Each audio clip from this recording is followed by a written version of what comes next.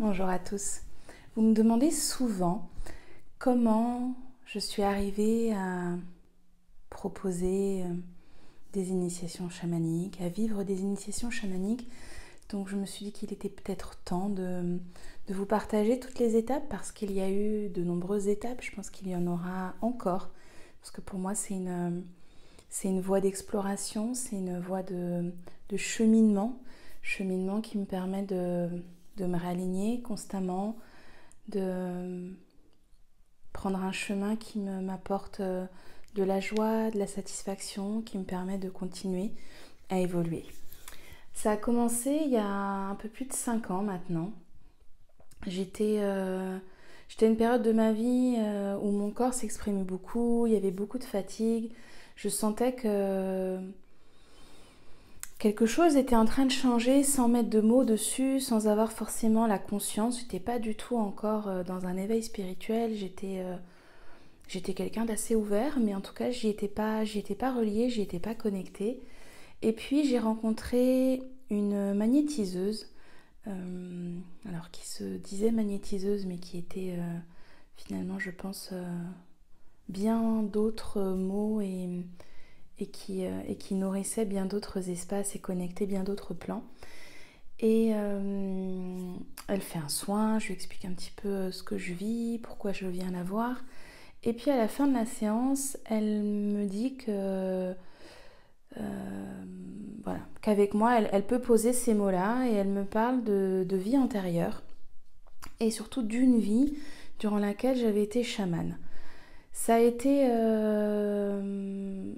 percutant parce que même si j'avais déjà entendu le mot chaman, c'était pas, ça faisait pas partie de mon vocabulaire, ça ne faisait pas partie de mon environnement, ni des voies d'exploration auxquelles j'aspirais. Donc il y a eu un premier remue-ménage parce que suite à cette séance, eh bien, j'ai commencé à faire des recherches, à me documenter, à me poser des questions concernant les vies antérieures aussi, parce que c'était pas du tout quelque chose auquel j'étais familière, ni dans mon espace personnel, ni familial. Donc je me suis beaucoup documentée, j'ai beaucoup lu, j'ai lu, j'ai écouté, j'ai visionné aussi des témoignages, des partages. Et puis cette personne, j'ai continué à la voir parce qu'il s'est passé d'autres choses aussi au niveau énergétique, au niveau médiumnique. Il y a eu beaucoup d'aspects de ma vie qui ont été bouleversés sur, voilà, on va dire 1 an à peu près. Ça a été même un peu plus rapide qu'1 an, mais en tout cas, beaucoup de choses se sont ouvertes. Et à un moment,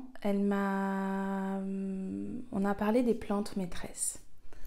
Des plantes maîtresses, des enseignantes, du chamanisme amazonien. Et puis les premières initiations ont commencé grâce à ces plantes que j'honore, que je remercie ici. Je pense que j'en ferai une vidéo spéciale rien que pour elles, mais en tout cas, ça a été des initiations très puissantes parce que j'ai eu beaucoup de résistance, parce que ça n'a pas été un chemin évident et simple dans lequel je me suis dit ah ça y est, je m'ouvre à tous mes potentiels, à toutes mes connexions et puis je laisse tomber mon côté cartésien. J'étais quelqu'un de très qui pouvait avoir une pensée très rigide. J'ai fait des sciences, donc c'était pas forcément des aspects qui étaient pour moi simples à connecter et à toucher du doigt.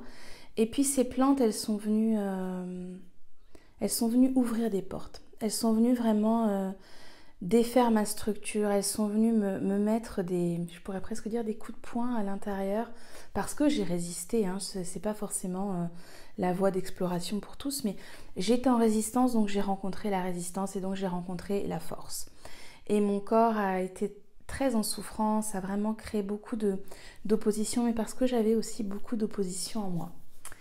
Ensuite, il y a eu, après ces merveilleuses libérations, j'ai rencontré mon animal de pouvoir pendant, pendant un de ces moments merveilleux. Ça a été vraiment une fusion merveilleuse. Et puis, je commençais à avoir des flashs, j'avais des réminiscences de mes vies antérieures. Je commençais d'ailleurs aussi à proposer des accompagnements autour de ces vies antérieures. Et très vite, je pense au bout de peut-être 6-7 mois de tout cet éveil, j'ai commencé à me sentir appelée par le tambour.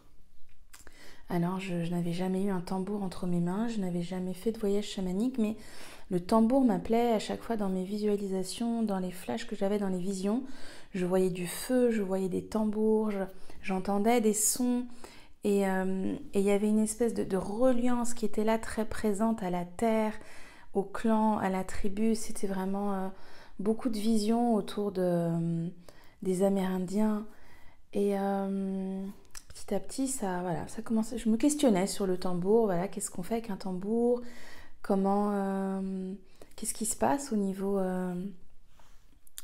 inconscient? Donc à ce moment-là, j'ai beaucoup écouté Arnaud Rioux et Corinne Sombrin, qui ont été vraiment je ne sais pas si le repère est le mot juste, mais en tout cas qui ont stabilisé peut-être des questionnements que j'avais, des visions que j'avais, parce que c'était une exploration pour moi très compréhensible, il y avait quand même quelque chose aussi de scientifique, c'est-à-dire qu'on explore et puis on vient comprendre la psyché, on vient comprendre ce qui se joue. C'était des personnes dans lesquelles je trouvais une résonance dans leur parcours. Et un jour sur Facebook, parce qu'il n'y a pas de hasard, moi c'est un mot qui ne fait plus partie de mon vocabulaire, j'ouvre mon fil d'actualité et je vois un stage pour fabriquer son tambour. Et tout de suite, ça a créé... voilà. Il s'est passé des choses, il y a une vague émotionnelle quand j'ai vu ce stage. Donc je suis allée voir où ça se passait, qui l'organisait. Et puis je me suis retrouvée, donc 15 jours, 3 semaines après, je crois, à peu près dans les délais, c'était en juillet, à partir en Ardèche, à tout organiser, planifier les vacances aussi pour ma famille, parce qu'on en a profité pour rester un petit peu en Ardèche, pour aller fabriquer mon tambour. Ça a été un moment aussi très initiatique et encore assez percutant. Je crois que mes initiations finalement seront souvent très percutantes, où j'ai rencontré mon masculin et mon féminin sacré. J'ai compris ces deux polarités, je les ai ressenties en moi, je les ai senties en moi. Donc pareil, si jamais ça vous intéresse, je pourrais détailler cette étape-là. Mais à partir de là, j'ai rencontré le tambour, j'ai rencontré l'esprit du tambour, j'ai rencontré la vibration du tambour, la vibration de la Pachamama à travers ce son, à travers cette rencontre entre le masculin et le féminin. Et j'ai commencé à voyager tous les jours, j'ai commencé à chanter, parce que très vite aussi, des chants sont venus, alors des chants qui étaient en espagnol. Et puis après, il y a eu tout un moment où j'ai pratiqué aussi le yoga du son, où du coup c'était plutôt des voyelles qui venaient, des sons beaucoup plus incompréhensibles et beaucoup plus spontanés. Et ça a duré comme ça pendant plusieurs années. Et puis j'ai commencé évidemment à proposer des voyages, et puis je sentais qu'il se passait des choses, parce qu'au-delà de proposer un voyage, eh bien, des guides commençaient à arriver, des animaux différents que je ne connaissais pas arrivaient. J'avais des messages, j'avais comme des films qui se déroulaient, donc je racontais ça aussi aux personnes que j'accompagnais. Et puis j'ai commencé à vraiment recevoir beaucoup d'enseignements. Le tambour a été vraiment le deuxième, l'esprit du tambour a été ce deuxième enseignant, parce qu'avec les plantes, j'ai eu une vraie reconnexion à mes ancêtres, à de grandes civilisations auxquelles j'étais reliée, qui sont venues me dire que finalement je faisais partie de ces clans-là, et que j'avais aussi des choses à partager, à échanger avec eux. Et puis avec le tambour, ça a été quelque chose de plus terrestre, plus incarné. Je le ressentais beaucoup dans mon corps. J'ai vraiment... j'ai reçu beaucoup d'enseignements durant mes voyages. Je recevais des protocoles, je recevais On m'emmenait dans une vie dans laquelle j'avais des choses à libérer et puis je recevais aussi des savoirs. Les plantes ont commencé aussi à arriver. Je me retrouvais en consultation, en séance, à parler de certaines plantes alors que je n'étais pas formée encore à ce moment-là à l'herboristerie. Donc il y a eu vraiment beaucoup d'ouverture, beaucoup de connexions. C'est comme si j'étais en train d'ouvrir des portes qui avaient été fermées pendant longtemps et je reconnectais à ces différents savoirs. Puis à ce moment-là, j'ai commencé aussi à proposer des constellations. Constellations familiales, constellations ancestrales et puis un peu plus tard des constellations karmiques. Donc j'ai organisé aussi pas mal de stages, pas mal de week-ends autour des constellations ancestrales et karmiques. Il y a eu vraiment un très très grand mouvement vers les ancêtres, vers ma lignée et j'ai commencé à m'orienter à ce moment-là aussi vers le féminin. Et puis ensuite il y a eu une troisième étape importante.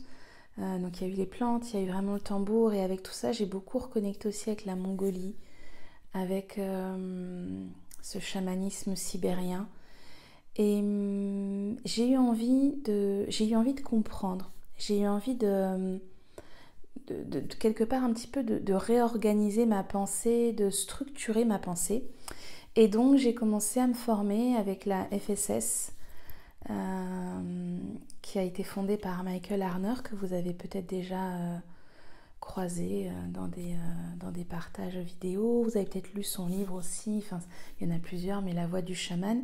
Donc j'ai lu d'abord ce qu'il avait écrit et puis j'ai commencé à faire. Donc c'est plusieurs stages d'initiation.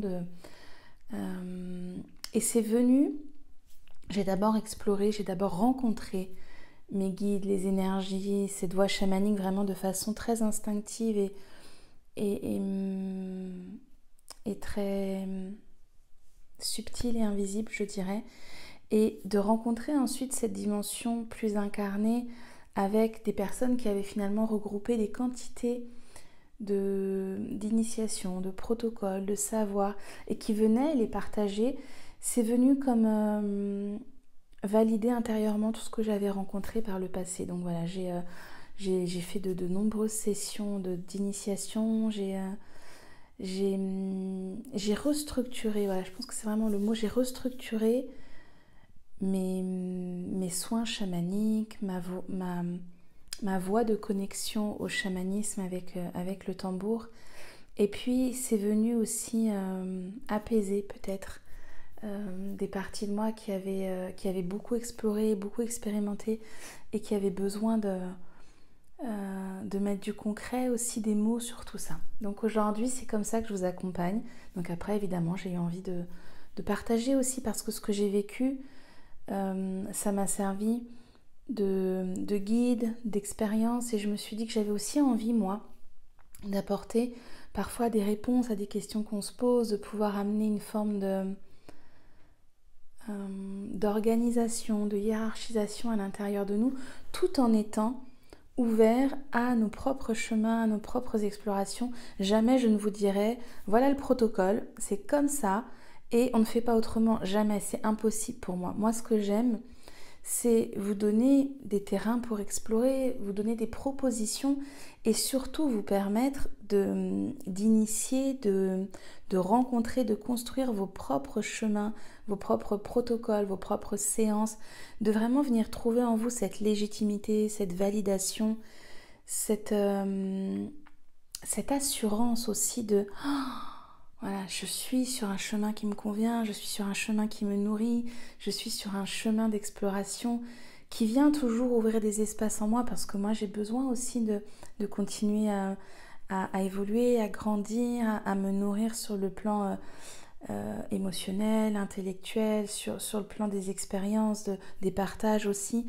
Et moi je vois vraiment le chamanisme comme ça, comme c'est un chemin sur lequel on rencontre des expériences, on rencontre des guides, on rencontre des esprits et chaque leçon va nous permettre de grandir, d'évoluer, de prendre un autre chemin ou de revenir sur celui-là.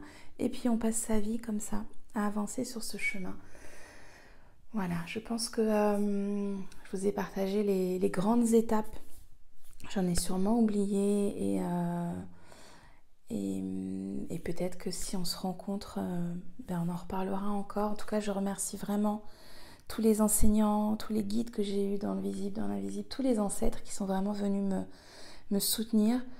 Et je vous souhaite, que ce soit avec moi, avec quelqu'un d'autre, sur cette voie ou sur une autre, parce qu'il y en a d'autres, moi j'en explore beaucoup d'autres en même temps, de trouver ces inspirations, ces connexions qui viennent mettre du sens dans votre quotidien et qui viennent vous aider à apporter de la conscience sur tout ce que vous vivez. Je vous souhaite une très belle journée, très belle soirée selon le moment où vous regarderez cette vidéo, et je serai ravie, si vous en avez envie, de vous accompagner sur ces chemins d'éveil quels qu'ils soient. Très belle journée.